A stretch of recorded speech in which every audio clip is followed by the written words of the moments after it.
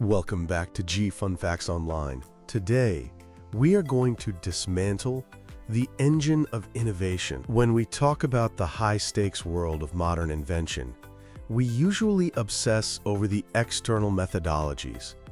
We talk about agile frameworks, we attend design thinking workshops, and we spend millions building open-plan offices designed to force a collision between ideas. But here's the reality we often ignore. For all our focus on the external structures of innovation, we frequently overlook the internal operating systems that have quietly driven the most disruptive breakthroughs in human history. We are speaking of neurodiversity. We are talking about the natural variation in the human brain regarding sociability, learning, attention, and mood. For decades, conditions like ADHD, autism spectrum disorder, and dyslexia were viewed through a strictly pathological lens. They were seen as deficits to be corrected. But today, a seismic shift in cognitive science and organizational psychology is revealing a different truth. These unique neural architectures are not bugs in the human code. They are specialized features. They are the engines of a state called hypercuriosity, a cognitive state that fuels the relentless pursuit of the new, the deep, and the unconventional. In this episode, we are going to explore the cognitive mechanics of this hypercuriosity. We will dismantle the neuroscience behind neurodivergent innovation, analyze the specific source code of famous disruptors, and offer a blueprint for how the future of technology, specifically AI, will unlock the full potential of the neurodivergent mind. To understand why neurodivergent minds are disproportionately represented in the ranks of top innovators, we must first define the fuel that drives them. That fuel is hypercuriosity. In a standard neurotypical brain, curiosity is a regulated mechanism. It acts as a gap between what one knows and what one wants to know. Once that gap is closed, the brain's dopamine reward system signals satisfaction, and attention shifts to the next necessary task. However, in the neurodivergent brain, specifically those with ADHD and autistic traits, this mechanism functions differently. Researcher Anne-Laure Lecouffé defines hypercuriosity not merely as an interest, but as an intensified, impulsive desire to know and explore. It is a biological imperative. It is a craving for information and novelty that rivals the physiological drive for food or sex. The neurological root of this lies in the dopamine reward pathway. Individuals with ADHD often have fewer dopamine receptors or a more efficient reuptake system, leading to a baseline deficiency of this reward chemical. The brain, effectively starving for stimulation, forces the individual into a state of constant seeking. While this manifests as distractibility in a standard classroom designed for rote memorization, in the context of innovation, it manifests as a superpower of exploration. This is known as the hunter hypothesis. In ancestral environments, having a subset of the tribe who were restless, risk-taking, and constantly scanning the horizon was essential for survival. They found the new hunting grounds. They discovered the new water sources. In the modern corporate ecosystem, the hunter is the disruptor. They are the ones who cannot settle for the status quo because their brains literally do not reward them for maintenance. They only receive their neurochemical payoff from discovery. Now, neurodiversity is a broad umbrella, but when we analyze innovation, three specific cognitive profiles appear repeatedly, each contributing a distinct mechanic to the problem-solving process. Let us look at the first profile, the divergent engine, primarily associated with ADHD. The core mechanic here is divergent thinking and risk tolerance. The ADHD brain is characterized by a leaky attentional filter. While a neurotypical brain automatically filters out irrelevant sensory information like the hum of a fridge or a tangent idea, the ADHD brain lets it all in. In a standard office, this is a liability. In a brainstorming session, it is gold. Because the filter is open, the ADHD innovator perceives connections between seemingly unrelated fields. They might link a biological concept to a software architecture problem, or a musical structure to a marketing strategy. This is called orthogonal thinking, or reasoning that moves at right angles to the established path. Furthermore, the impulsivity associated with ADHD often translates into entrepreneurial risk tolerance. The executive function deficit that makes long-term planning difficult also shuts down the fear of failure circuit that paralyzes many potential innovators. They leap before they look, which is often the only way to cross a chasm. The second profile is the deep tunnel associated with autism. The mechanic here is monotropism and systemizing. If ADHD is a floodlight, autism is a laser beam. The leading theory of autistic cognition is monotropism. While a polytropic or neurotypical mind spreads attention thinly across many interests and social cues, a monotropic mind funnels nearly all attentional resources into a single attention tunnel. Inside this tunnel, the individual experiences a state of flow that is incredibly intense. This allows for the accumulation of encyclopedic knowledge and the ability to spot patterns that are invisible to others. Dr. Temple Grandin, one of the world's most famous autistic scientists, describes her mind as thinking in pictures. This visual spatial systemizing allows her to run simulations in her head. When designing livestock handling systems, she didn't need to build a prototype to see if it would fail. She could walk through the facility in her mind, spotting the shadows or reflections that would spook the cattle. This is simulation-based innovation, the ability to debug a system before a single line of code is written or a single brick is laid. The third profile is the spatial architect, associated with dyslexia.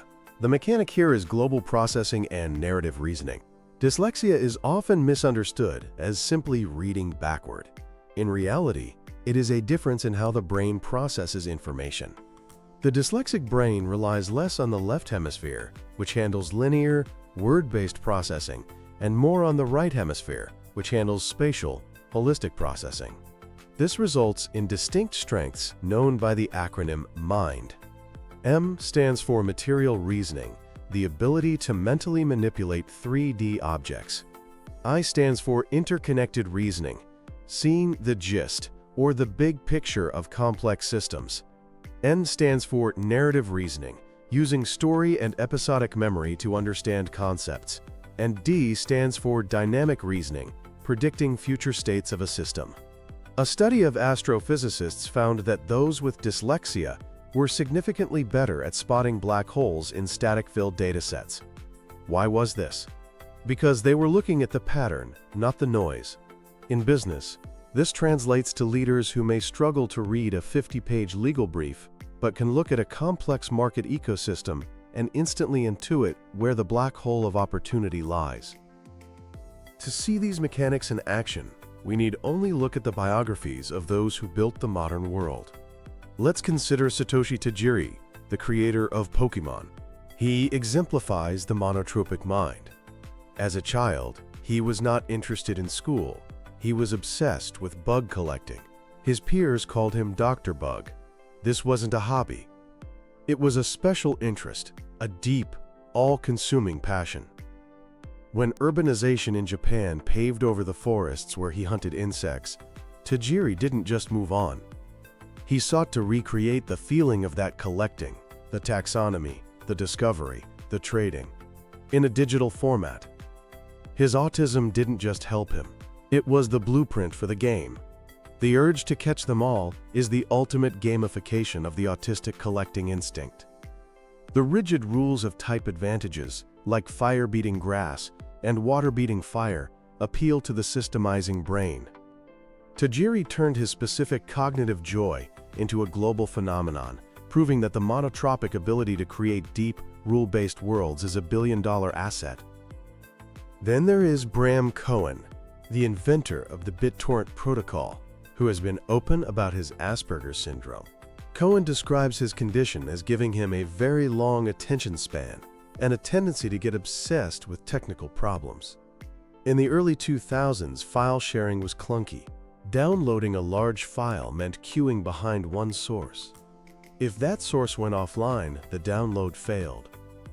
Cohen looked at this problem not socially, but structurally. He didn't care about the etiquette of queuing.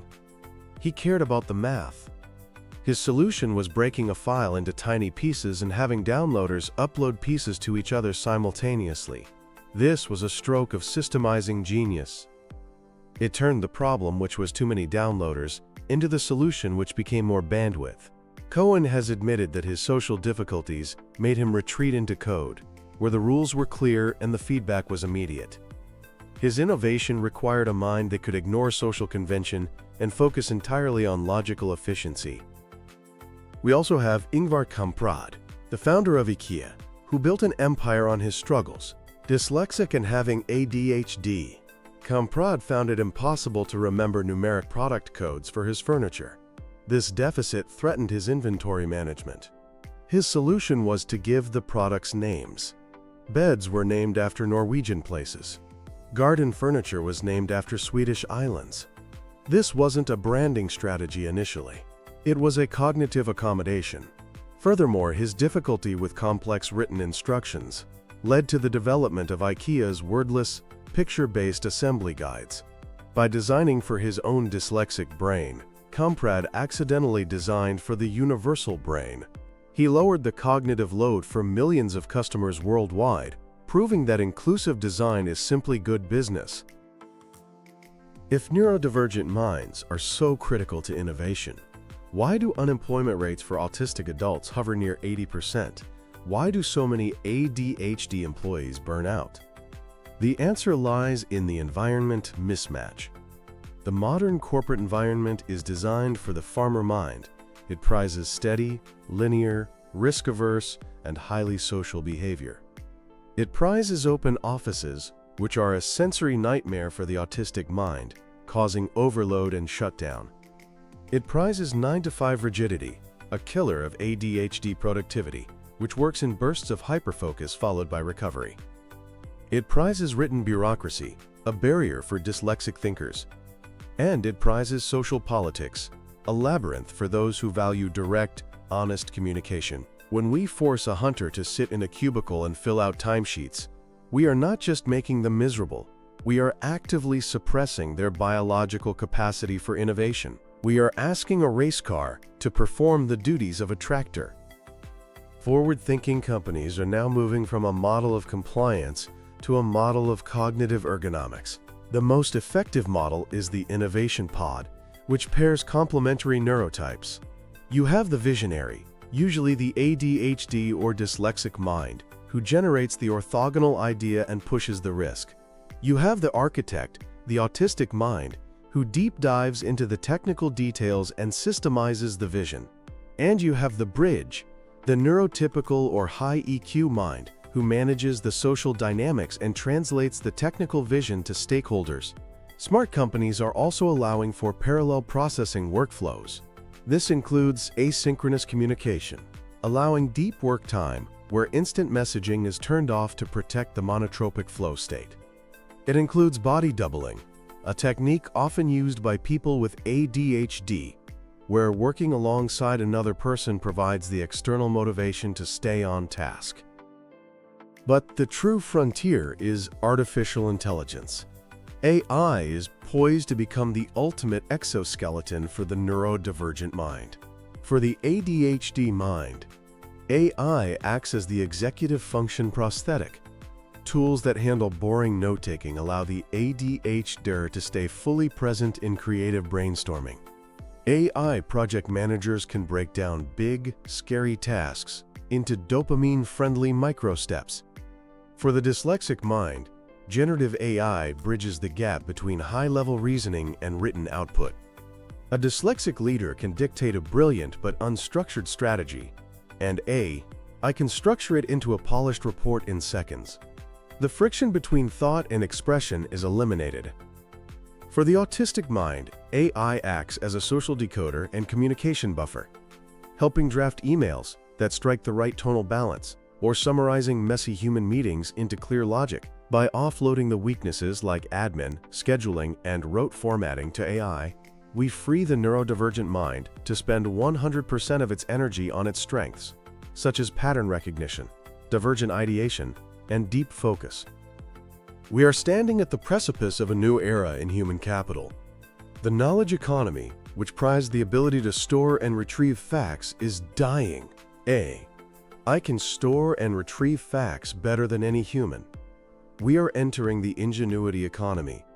In this new world, the ability to sit still, follow rules, and memorize data is of diminishing value. The premium is shifting to the ability to make intuitive leaps, to obsess over details no one else sees, and to construct new worlds. In this economy, neurodivergence is a competitive advantage. The companies that win the next decade will not be the ones with the strictest dress codes or the most uniform hiring practices. They will be the ones that realize that hypercuriosity is a resource as tangible as lithium or gold. They will be the ones who build the right refineries, the right cultures, tools, and teams to process that raw curiosity into the fuel that powers the future. The cognitive mechanics of the future are already here. They are just unevenly distributed, hiding in plain sight, waiting for us to stop trying to fix them and start trying to unleash them. That wraps up our deep dive for today. Thanks for listening to G Fun Facts Online.